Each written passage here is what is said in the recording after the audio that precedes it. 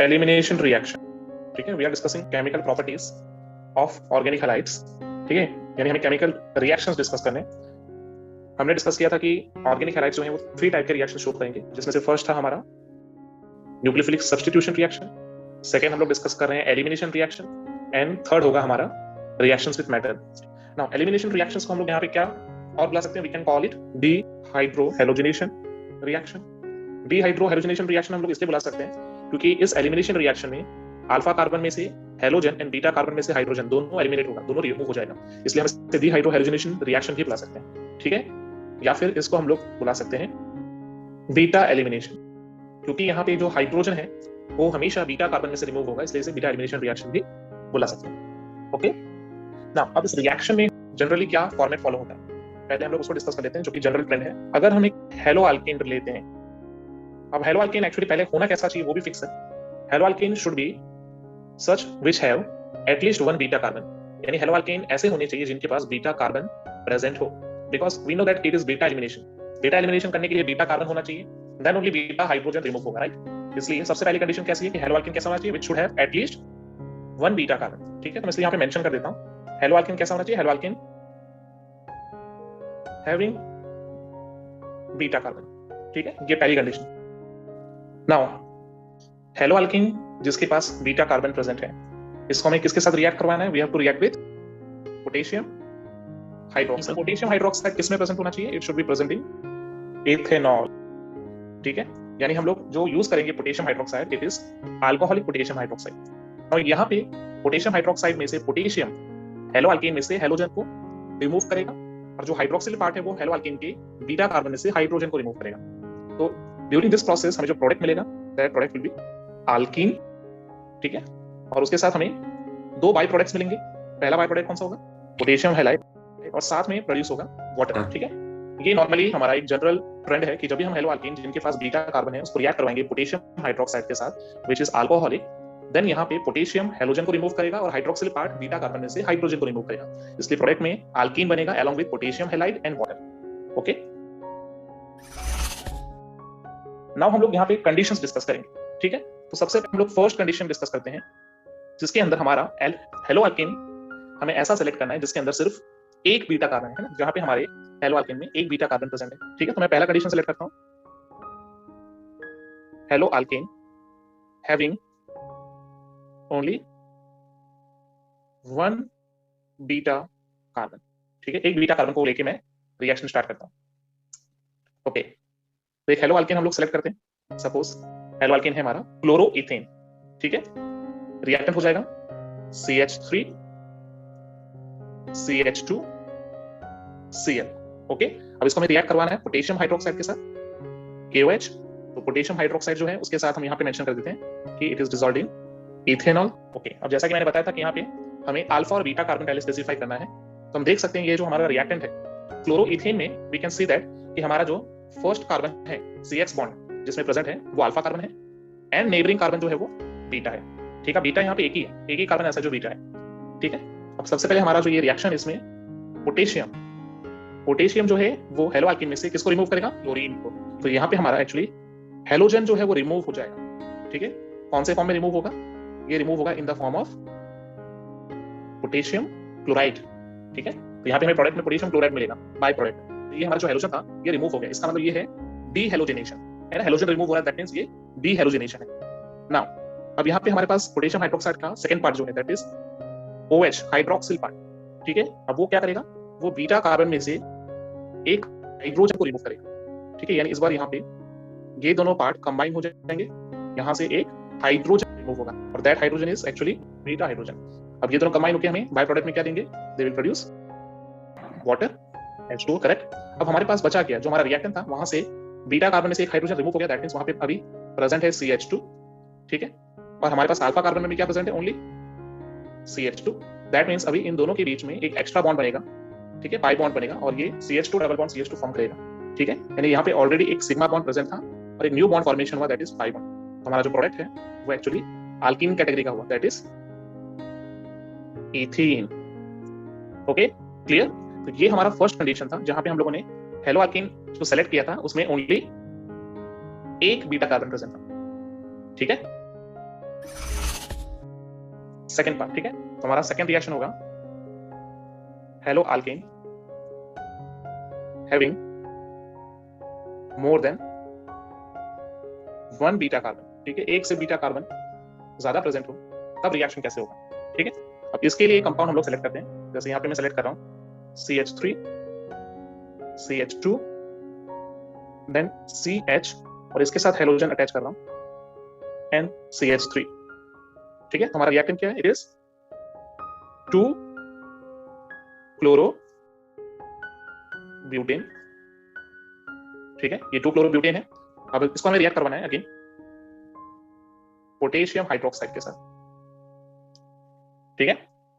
Now यहां पे हम लोग देख सकते हैं कि हेलोजन जिस कार्बन पे अटैच है that carbon is alpha, correct. लेकिन अल्फा के नेबर में इस बार कितने बीटा कार्बन से? These 2 carbons are beta carbon, okay. अब यानी यहाँ पे कंडीशन अराइज हो जाएगी, ठीक है। अब कंडीशन क्या अराइज होगी? तो सबसे पहले पोटेशियम की बात करता हूँ। पोटेशियम का फिक्स है कि पोटेशियम क्लोरीन को ले जाएगा, राइट। यानी पोटेशियम और क्लोरीन जो है आपस में रिएक्ट करेंगे, which means potassium alpha carbon पे क्लोरीन को रिमूव करेगा, ये फिक्स है। लेकिन अब हाइड्रोक्सिल पार्ट जो है OH, अब इसके लिए कंडीशन अराइज होगी कि ये कौन सी बीटा कार्बन पे अटैक करेगा, ठीक है। तो मैं नंबरिंग दे देता हूँ, ठीक है। नंबरिंग हमें पता है कि इस वाले हाइड्रोकार्बन में नंबरिंग हम लोग करेंगे तो राइट हैंड साइड से करेंगे 1 2 3 एंड 4। अब यहाँ पे कंडीशन ये आती है कि OH कौन से बीटा कार्बन पे अटैक करेगा? फर्स्ट बीटा कार्बन पे और थर्ड बीटा कार्बन, दोनों में से किस पे अटैक करेगा, ठीक है। 2 कंडीशन यहाँ पे अराइज हो जाएगी। तो मैं यहाँ मेंशन कर देता हूँ कि ये कंडीशन हमारी फर्स्ट बीटा कार्बन के लिए and this one is for third beta carbon. तो इस बेसिस पे हम लोग 2 तरह के प्रोडक्ट्स फॉर्म कर सकते हैं, right. We know that reaction किसके प्रेजेंस में होगा? इथेनॉल। अब यहाँ पे 2 कंडीशंस हो सकती है। फर्स्ट कंडीशन में हम लोग सपोज करते हैं कि रिएक्शन जो है उसके अंदर हमारा जो हाइड्रोक्सिल है वो फर्स्ट बीटा कार्बन पे अटैक कर रहा है, ठीक है। अगर फर्स्ट बीटा कार्बन पे अटैक करेगा तो वी नो दैट क्या होगा, वहां से हाइड्रोजन रिमूव हो जाएगा, तो प्रोडक्ट क्या बनेगा? We will get CH3 CH2 then CH double bond CH2, right right. और हमारा प्रोडक्ट क्या होगा? It is but 1 ene, okay. Second possibility.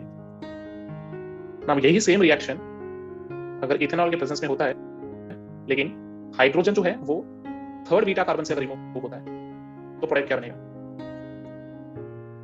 Product होगा CH3 CH double bond CH and CH3, that means product is but 2 ene, right. यहां पे हमें 2 product मिले, ब्यूट 1 in and but 2 इन। अब क्वेश्चन अराइज होगा इन दोनों प्रोडक्ट में से कौन सा प्रोडक्ट थर्मोडायनेमिकली ज्यादा फिजिबल है, मतलब कौन से प्रोडक्ट के चांसेस ज्यादा हैं, कौन सा प्रोडक्ट मोर प्रपोर्शन में प्रोड्यूस होगा, या फिर कौन सा प्रोडक्ट मेजर होगा, ठीक है। तो इसको फाइंड आउट करने के लिए हम कौन सा रूल लगा सकते हैं? तो यहाँ पे अप्लाई होता है एक रूल जिसको बोलते हैं सेड्जेफ रूल, ठीक है। सेड्जेफ रूल की हेल्प से हम लोग यहाँ पे मेजर प्रोडक्ट को और माइनर प्रोडक्ट को आइडेंटिफाई कर सकते हैं। अब सेड्जेफ रूल का स्टेटमेंट क्या है? According to Saytzeff rule, during dehydrohalogenation, ठीक है, हम लोग डीहाइड्रोहेलोजिनेशन कर रहे हैं, तो ड्यूरिंग डीहाइड्रोहेलोजिनेशन रिएक्शन, ठीक है। अब इसमें क्या प्रोड्यूस होता है? अल्कीन। क्या है मेंशन करना है कि during dehydrohalogenation reaction alkyne product having more number of alkyl group attached to carbon having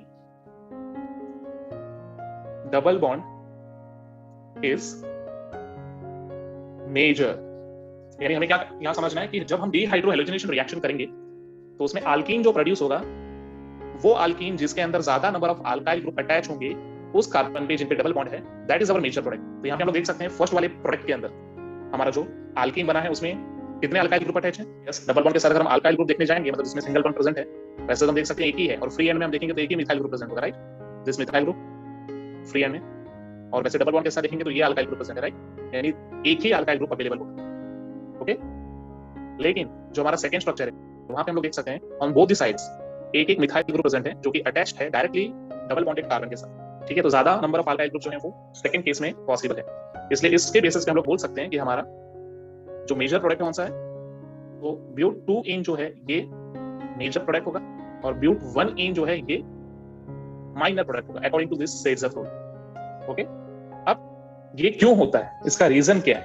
तो यहाँ पे एक्चुअली रीजन जो है यहाँ पे वो है हाइपर कंजुगेशन। डबल बॉन्ड के साथ अगर अल्काइल ग्रुप अटैच होगा तो जितने ज्यादा नंबर ऑफ अल्काइल ग्रुप होंगे उतने हाइपर कंजुगेशन की पॉसिबिलिटी बढ़ेगी, और अगर हाइपर कंजुगेशन की पॉसिबिलिटी बढ़ती है तो स्ट्रक्चर ज्यादा स्टेबल होता है। तो उसके बेसिस पे अगर हम देखने चाहें तो ब्यूट 2 इन ब्यूट 1 इन से ज्यादा स्टेबल है। तो हमें पता है कि जो प्रोडक्ट ज्यादा स्टेबल होगा उसका प्रोपोर्शन ज्यादा होगा, राइट, वो ज्यादा प्रोड्यूस होगा। तो यहाँ पे मैं ये मेंशन कर सकता हूँ कि यहाँ पे रीजन क्या है, तो यहाँ पे रीजन होगा हाइपर कंजुगेशन।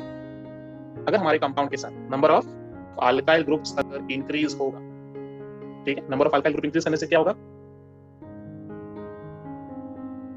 हाइपर कंजुगेशन, ठीक है ना, हाइपर कंजुगेशन की पॉसिबिलिटीज बढ़ जाएगी। और अगर हाइपर कंजुगेशन की पॉसिबिलिटी बढ़ गई तो स्ट्रक्चर क्या हो जाएगा, उसकी स्टेबिलिटी इंक्रीज हो जाएगी। It is not in syllabus, but तुम्हें समझना कि नंबर ऑफ अल्काइल ग्रुप बढ़ने से हाइपर कंजुगेशन बढ़ता है, और हाइपर कंजुगेशन में 11 में पढ़ा है, ठीक है। जैसे कि एग्जांपल के लिए अगर मैं ब्यूट 1 इन में देखने जाऊंगा तो हाइपर कंजुगेशन के लिए सिर्फ दो पॉसिबिलिटी हो सकती है, बिकॉज उसके साथ जो डबल बॉन्ड कार्बन है उसके नियर बाय में एक कार्बन है जिसमें 2 हाइड्रोजन, जबकि ब्यूट 2 इन में अगर हम देखेंगे तो दोनों तरफ जो कार्बन है उनमें 3-3 हाइड्रोजन है, यानी टोटल 6 पॉसिबिलिटीज हैं, क्योंकि हर एक कार्बन के साथ 3 हाइड्रोजन है। तो 3 CH सिग्मा बॉन्ड को ब्रेक किया जा सकता है हाइपर कंजुगेशन, ठीक है। तो जितने ज्यादा नंबर ऑफ हाइपर कंजुगेशंस होंगे उतनी ज्यादा स्टेबिलिटी होगी। तो इस बेसिस पे हम लोग क्या बोल सकते हैं कि हमारा जो प्रोडक्ट बना दैट इज ब्यूट 2 इन, ठीक है, it is more stable compare to but 1 ene, ठीक है, जो कि कंपैरेटिवली लेस स्टेबल है। इसलिए ब्यूट 1 इन जो है it will be minor product and but 2 ene जो है it will be major product.